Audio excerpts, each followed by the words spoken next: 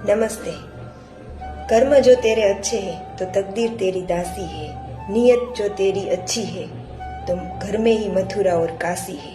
આ પંક્તિઓ દ્વારા જીવનનો એક ખૂબ જ સુંદર અને ઊંડો સાર સમજાવવામાં આવ્યો છે। માણસના કર્મ સાચા હોય અને એની નિયત સાફ હોય તો સુખ અને શાંતિ કે એને બહાર શોધવા જવાની જરૂર પડતી નથી। જ્યારે તમે ફળની ચિંતા કર્યા વગર સતત મહેનત અને સારા કર્મો કરો છો ત્યારે ભાગ્ય તમારી પાછળ દોડતું આવે છે।